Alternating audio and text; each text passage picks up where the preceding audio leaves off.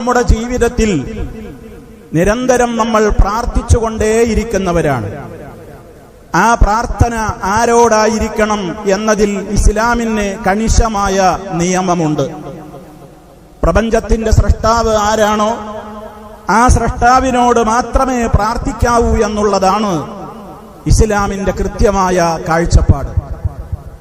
ആ റബ്ബിനോട് കാര്യങ്ങൾ പറയുമ്പോൾ റബ്ബിനോട് നേരിട്ട് പറഞ്ഞുകൂടാ.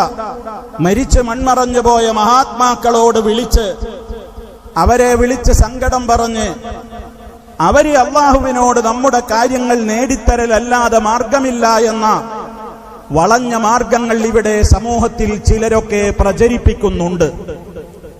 മഹാനായ അല്ലാഹു സുബ്ഹാനഹു വ തആല അടിമകളോട് പറഞ്ഞത്, നിങ്ങളുടെ യജമാനനായ റബ്ബിദാ നിങ്ങളോട് പറയുന്നു, നിങ്ങൾ എന്നെ വിളിച്ചു പ്രാർത്ഥിക്കുവീൻ, ഞാൻ നിങ്ങൾക്ക് ഉത്തരം നൽകാം എന്നാണ്. അതുകൊണ്ട് തന്നെ അതിനെ ചെവിക്കൊള്ളാതെ എനിക്ക് പ്രാർത്ഥനയുടെ ഒന്നും ആവശ്യമില്ലെന്ന് പറഞ്ഞ് അഹങ്കരിക്കുന്നവർ നരകാഗ്നിയിൽ മരണാനന്തരം കത്തിയെരിയുമെന്ന് വിശുദ്ധ ഖുർആൻ പറഞ്ഞതുമാണ്. റഹ്മാനായ റബ്ബിനോടുള്ള പ്രാർത്ഥന നേർക്കുനേരെ ആവണം എന്നുള്ളതാണ് ഇസ്ലാം പഠിപ്പിച്ചിട്ടുള്ളത്. അതാണ് വിശുദ്ധ ഖുർആനിൽ മുഴുവനും പരിശോധിച്ചു നോക്കിയാൽ നമ്മൾ മുസ്ലിമീങ്ങളായ നമുക്ക് ഒരാൾ പറഞ്ഞു തരേണ്ടതില്ല. ഖുർആനിലെ 114 അധ്യായങ്ങൾ മൊത്തം പരിശോധിച്ചു നോക്കിയാൽ അതിൽ ധാരാളം പ്രാർത്ഥനകൾ കാണുന്നുണ്ട്. അതിൽ മഹാന്മാരായ പ്രവാചകന്മാര് പ്രാർത്ഥിച്ച പ്രാർത്ഥനകളുണ്ട്. പ്രവാചകന്മാരല്ലാത്ത മറ്റു സദ്വൃത്തരായ ആളുകൾ പ്രാർത്ഥിച്ച പ്രാർത്ഥനകളുണ്ട്.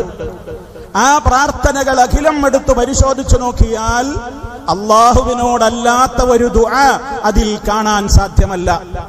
അള്ളാഹു അല്ലാത്തവരോട് എന്റെ പ്രശ്നങ്ങൾ പറഞ്ഞ് നിങ്ങൾ അള്ളാഹുവിനോട് പറയണേ എന്ന് മരിച്ചു മൺമറഞ്ഞു പോയ മഹാത്മാക്കളെ വിളിച്ചുകൊണ്ട് തേടുന്ന ഒരു തേട്ടത്തിന്റെ ഒരു ഉദാഹരണം പോലും, ഒരു ശകലം പോലും വിശുദ്ധ ഖുർആനിൽ നമുക്ക് കാണുവാൻ സാധ്യമല്ല. ആര് പരിശോധിച്ചാലും കണ്ടെത്താനാവില്ല. ഇനി നമ്മുടെ നിത്യജീവിതത്തിൽ നാം ഉണർന്ന് എഴുന്നേൽക്കുന്നത് മുതൽ ഉറങ്ങും വരെ നമുക്ക് ദിക്റുകളും ദുആകളുമുണ്ട്. രാവിലെ ഉണർന്നെഴുന്നേൽക്കുമ്പോൾ എന്തു പറയണം, ഉറങ്ങും വരെ എന്തു പറയണം എന്ന് ഇപ്പോൾ വിശദീകരിക്കുവാൻ നേരമില്ല. മുസ്ലിമീങ്ങൾക്കറിയാം. ആ പ്രാർത്ഥനകളുടെ എ മുതൽ സെഡ് വരെ ഒന്ന് പരിശോധിക്കുക. റബ്ബിനോടല്ലാത്ത ഒരു വിളി, റബ്ബിനോടല്ലാത്ത ഒരു പ്രാർത്ഥന അതിൽ നമുക്ക് കാണുവാൻ സാധിക്കുന്നുണ്ടോ? കാണുവാൻ സാധിക്കില്ല. എല്ലാം അള്ളാഹുവോടുള്ള പ്രാർത്ഥനകളാണ്.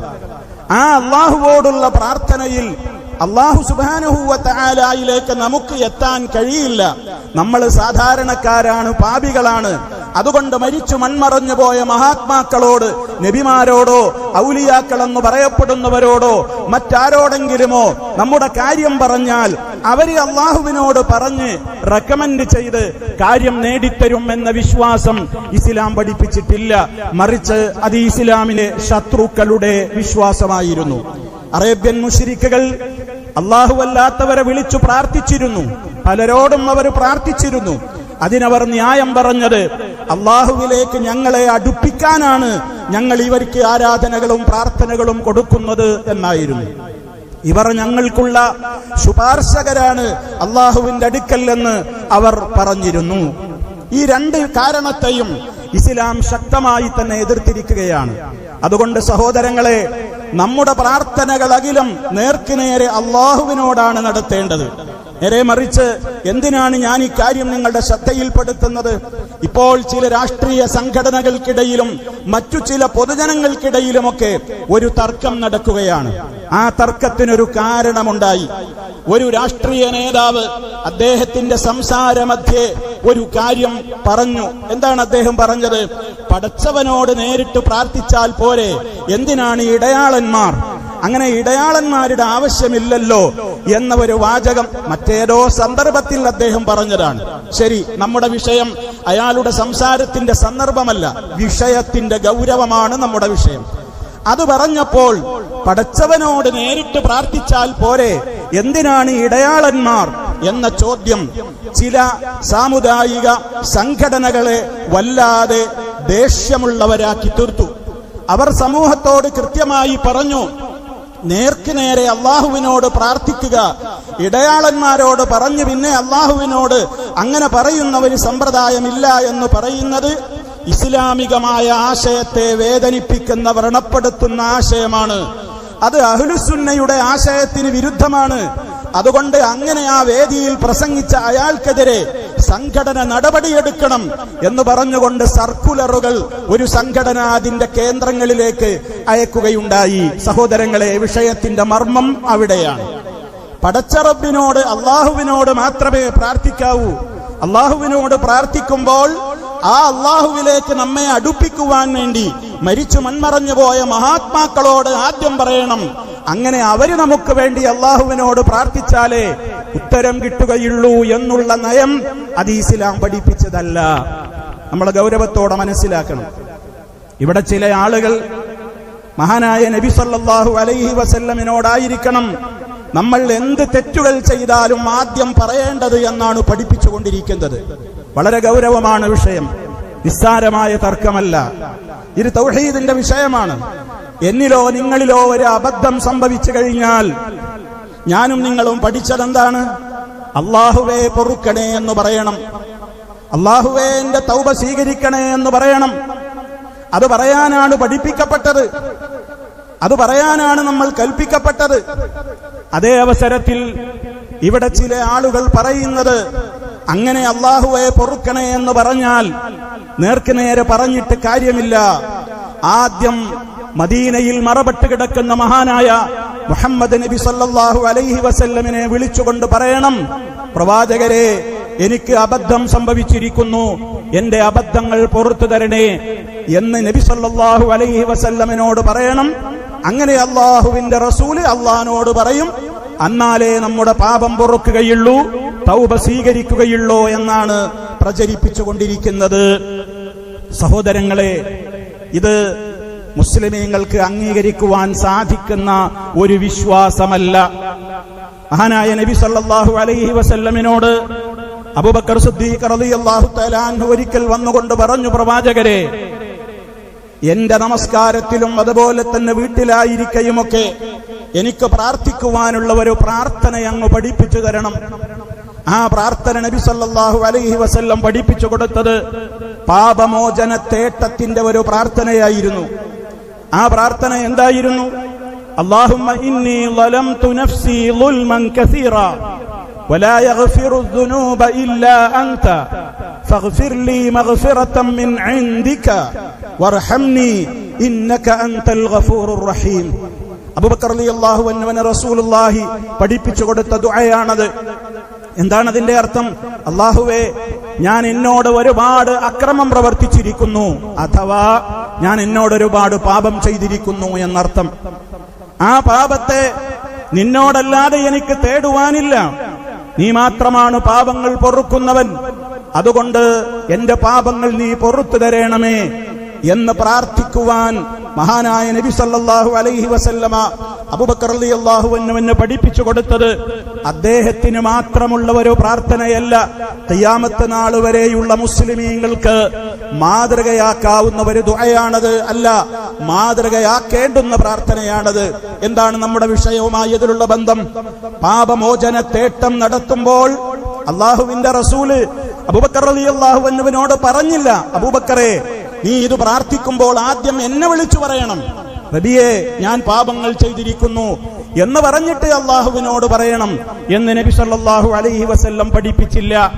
നിത്യജീവിതത്തിൽ ഞാനും നിങ്ങളും പറയേണ്ടുന്ന ഒരുപാട് പാപമോചനത്തിന്റെ തേട്ടങ്ങളുണ്ട്. ഏത് പ്രാർത്ഥനകൾ സഹോദര സഹോദരി പരിശോധിച്ചു നോക്കൂ.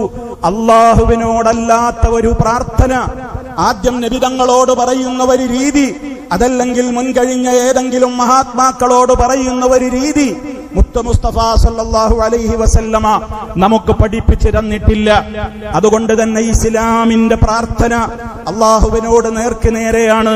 മരിച്ചു മൺമറഞ്ഞു പോയ മഹാത്മാക്കളോട് അവര് പറഞ്ഞു പിന്നെ അള്ളാഹുവിനോട് കാര്യം നേടിത്തരുന്ന ആ ഇടയാളന്മാരോട് പറയുന്ന രീതി ഇസ്ലാമിലില്ല. ഇതാണ് നാം കൃത്യമായി മനസ്സിലാക്കേണ്ടത്. അതേപോലെ തന്നെ രോഗശമനം ലഭിക്കുവാൻ, സന്താനങ്ങൾ ഉണ്ടാകുവാൻ, അതുപോലെ തന്നെ ശത്രുക്കളിൽ നിന്ന് രക്ഷയുണ്ടാകുവാൻ ഒക്കെ നമ്മൾ അള്ളാഹിനോട് നേരിട്ട് ചോദിച്ചിട്ട് കാര്യമില്ല. മഹാത്മാക്കളോടാണ് പറയേണ്ടത്. അവരല്ലാഹിനോട് പറഞ്ഞോളും. അങ്ങനെ മരിച്ചു മൺമറഞ്ഞുപോയ ശൈഖുമാരോട്, തങ്ങന്മാരോട്, ബീവിമാരോട്, അവരോടൊക്കെ പറയാണ്, ഞങ്ങൾ ഇടങ്ങേറിലാണ്, രോഗത്തിലാണ്, പ്രയാസത്തിലാണ്, ഞങ്ങൾക്ക് സന്താനങ്ങളില്ല, നിങ്ങൾ തരണം എന്നിങ്ങനെ അവരോട് പറഞ്ഞ് അവര് അള്ളാഹുവിനോട് പറഞ്ഞോളും എന്നുള്ള വിശ്വാസമാണ് സമൂഹത്തിൽ ഇന്ന് പലരും പ്രചരിപ്പിക്കുന്നത്. സഹോദരങ്ങളെ, അതും അബദ്ധമാണ്. നിങ്ങൾ നോക്കൂ, സന്താനമില്ലാതെ പ്രാർത്ഥിച്ച 2 നബിമാരുടെ പ്രാർത്ഥന ഖുർആനിലുണ്ട്. ഒന്ന് ഇബ്രാഹിം അലൈഹിസ്സലാമിന്റേതാണ്, മറ്റൊന്ന് സക്കരിയ അലൈഹിസ്സലാമിന്റേതാണ്. ആ 2 പേരും സന്താനങ്ങളെ ലഭിക്കുവാൻ തേടിയത് മുൻകഴിഞ്ഞു പോയ പ്രവാചകന്മാരോടല്ല, അള്ളാഹുവിനോട് നേർക്കുനേരെയായിരുന്നു. അതേപോലെ തന്നെ രോഗശമനത്തിന് വേണ്ടി തേടിയ അയ്യൂബ് നബിയുടെ പ്രാർത്ഥന വിശുദ്ധ ഖുർആനിലുണ്ട്. ആ പ്രാർത്ഥനയും മുൻകഴിഞ്ഞു പോയ ഏതെങ്കിലും ഒരു നബിയോടായിരുന്നില്ല, മറിച്ച് അള്ളാഹുവിനോട് നേർക്കുനേരെയായിരുന്നു. ശത്രുക്കൾക്കെതിരെ ഞങ്ങളെ സഹായിക്കണേ എന്ന് സന്നിഗ്ധ ഘട്ടത്തിൽ മഹാരഥന്മാര് പ്രാർത്ഥിച്ച പ്രാർത്ഥന വിശുദ്ധ ഖുർആനിലുണ്ട്. അതും മുൻകഴിഞ്ഞു പോയ ഏതെങ്കിലും പ്രവാചകന്മാരോടായിരുന്നില്ല, നേരിട്ട് അള്ളാഹുവിനോടായിരുന്നു. ഇതാണ് കൃത്യമായി നമ്മൾ മനസ്സിലാക്കേണ്ടത്. അതുകൊണ്ട് നമ്മുടെ പാപങ്ങൾ പൊറുക്കാൻ, രോഗം ശിഫയാകുവാൻ, സന്താനങ്ങൾ ഉണ്ടാകുവാൻ, ശത്രുക്കളിൽ നിന്ന് രക്ഷയുണ്ടാകുവാൻ, ആഗ്രഹങ്ങൾ സഫലീകരിച്ചു കിട്ടാൻ എന്നു വേണ്ട ജീവിതത്തിന്റെ ഏതേത് വിഷയങ്ങളിലും നാം തേടുമ്പോൾ അള്ളാഹുവിനോട് നേർക്കുനേരെയാണ് തേടേണ്ടത്. ഇതാണ് ഇസ്ലാമിന്റെ ശുദ്ധമായ തൗഹീദ്.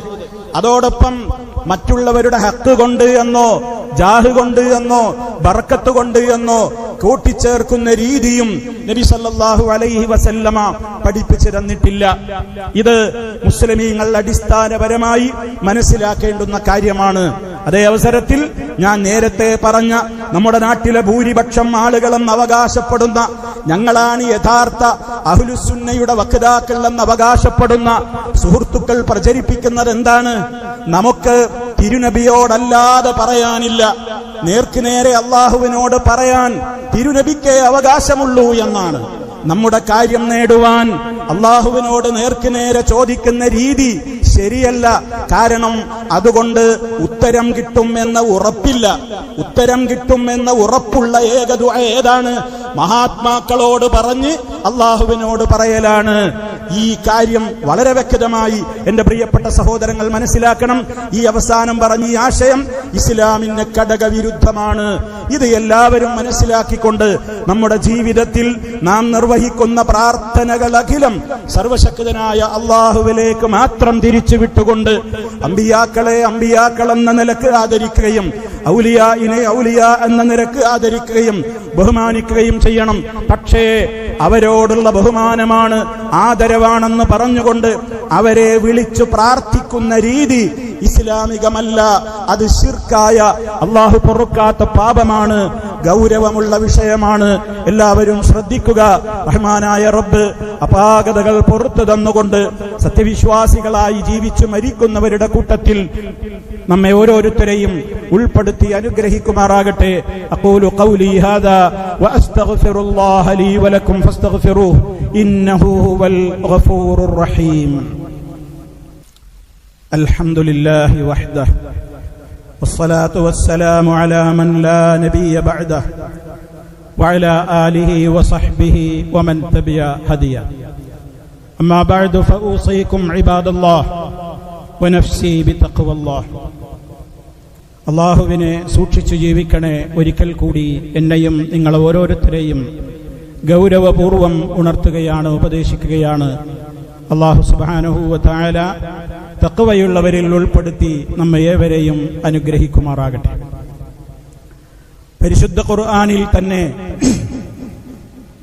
അള്ളാഹുവിനോട് നേർക്കുനേരെ പ്രാർത്ഥിച്ചുകൂടാ എന്നും അവനോട് പ്രാർത്ഥിക്കുമ്പോൾ ഇടയാളന്മാര് വേണമെന്നും അള്ളാഹുവിന്റെ കൽപ്പനയുണ്ട് എന്നും, അതുകൊണ്ടാണ് ഞങ്ങൾ അങ്ങനെ ഇടയാളന്മാരോട് തേടുന്നത് എന്ന് ചില ആളുകൾ വിശുദ്ധ ഖുർആനിലെ സൂറത്തുൽ മാഇദയിലെ 35-ാമത്തെ ആയത്ത് ഓതിക്കൊണ്ട് സമർത്ഥിക്കുവാൻ ശ്രമിക്കുന്നുണ്ട്. ആ വചനമാണ് ഞാൻ നിങ്ങളെ തുടക്കത്തിൽ കേൾപ്പിച്ചത്. ആ ആയത്തിൽ അങ്ങനെ വാസ്തവത്തിൽ പറയുന്നില്ല. ആയത്തിന്റെ യഥാർത്ഥത്തിലുള്ള അർത്ഥം ഞാൻ ആദ്യം പറയാം. സത്യവിശ്വാസികളെ, ഇത്തഖുല്ലാ, നിങ്ങൾ അല്ലാഹുവിനെ സൂക്ഷിക്കണേ. പാപങ്ങളൊന്നും വരാതെ നിങ്ങൾ അല്ലാഹുവിനെ സൂക്ഷിക്കണേ. വബ്തഗൂ ഇലൈഹിൽ വസീലത, അവനിലേക്കുള്ള സാമീപ്യ മാർഗം നിങ്ങൾ തേടണേ. അല്ലാഹുവിലേക്ക് അടുക്കുവാനുള്ള മാർഗം നിങ്ങൾ അന്വേഷിക്കണേ.